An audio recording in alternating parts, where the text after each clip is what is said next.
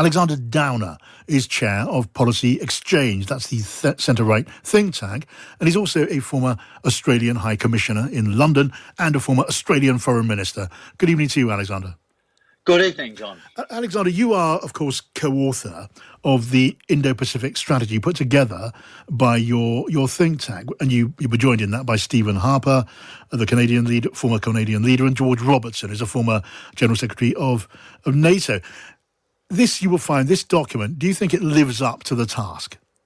I think it does, yes. I've been pleased to read the integrated review. I mean, there are obviously a lot of issues that we weren't involved in, which are addressed there. But this whole idea of tilting somewhat towards the Indo-Pacific is, I think, an important issue for the UK.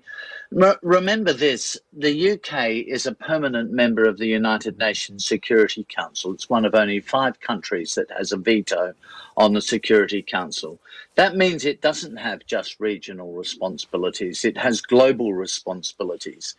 And to exercise its global responsibilities means engaging with the Indo-Pacific region, the fastest growing, economically speaking, the fastest growing region in the world, and frankly, a region where there are very real tensions involving typically China. So, I feel very strongly that the UK needs to re-engage with that part of the world in ways it hasn't over the last 50 years. So, Alexander, what does the UK bring to the table in that Indo-Pacific theatre? What does it add to the mix of countries? Joining, obviously, Australia, joining Japan, and other countries there. What does Britain add to the clout of that collection of nations when it comes to standing up to China? And what is in it for Britain? Well, first of all, what Britain brings to the table is huge soft power as a liberal democracy. I mean, of all the liberal democracies in the world, the leader is the United States, but the UK is the, if you like, second most prominent liberal democracy. So it brings credibility, and it brings advocacy, and it brings hard power as well. I mean, the armed forces of the UK, the aid program of the UK, and so on, all give it substantial influence. The other thing, of course, about the Indo-Pacific region is that the UK has a legacy there. And that means that there are places where it has particular equities, like Australia and New Zealand, Hong Kong, and so on. Yeah. So there are all sorts of places where the UK has influence.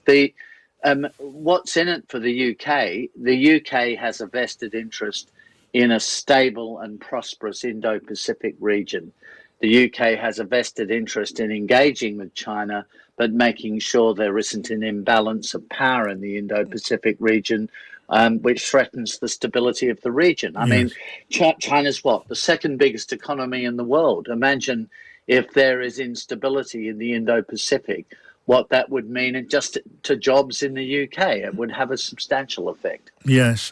I guess the course we're discussing here would put Britain on track for a much tenser relationship with China, isn't that so? The dispatch of the Queen Elizabeth Royal Navy aircraft carrier to the South China Sea, that has upset China. And I think your policy proposals, you recommend a closer relationship with Taiwan. That's going to upset China too.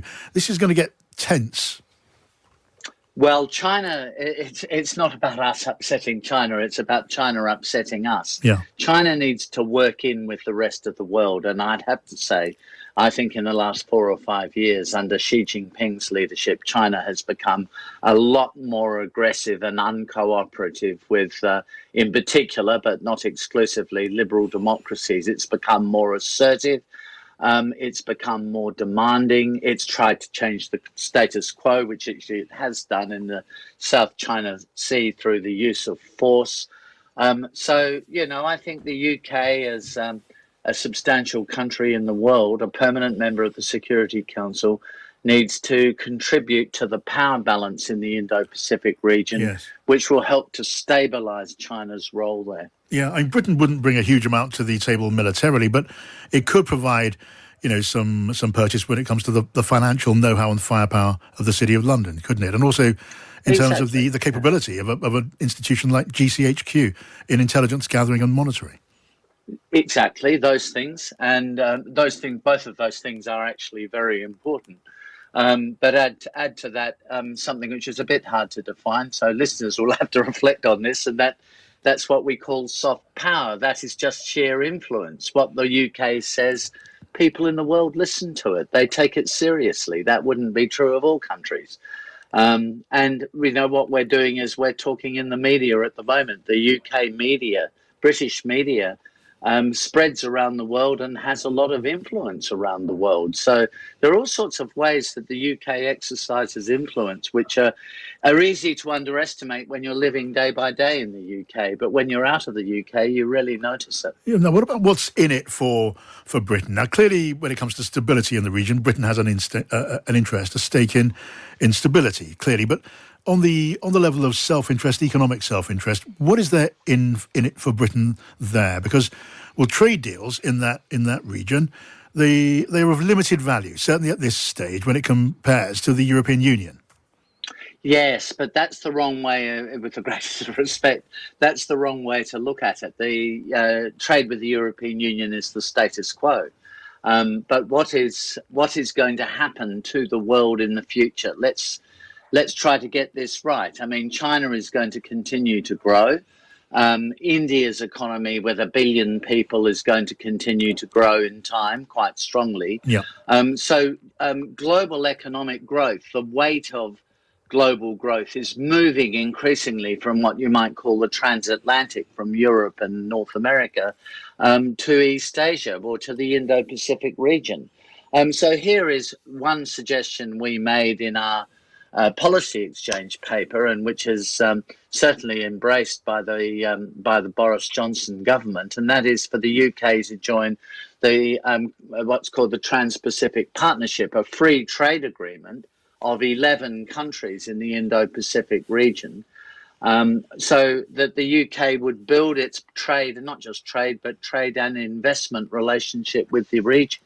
Yeah. And that's what the UK's got to do, not just look at, not turn its back, obviously, on Europe and on the EU, but it's got to look at how the world is changing and what the world will look like in 10 or 20 years' time, and where will the UK be placed in relation to that. And my view very strongly is if the UK engages and uses its equities in the Indo-Pacific region, it can benefit very greatly from that fast-growing part of the world. Yeah, it's lovely to talk to you, Alexander. Thank you. Alexander Downer there, Chairman of Policy Exchange and a former Australian Foreign Minister and High Commissioner for Australia too.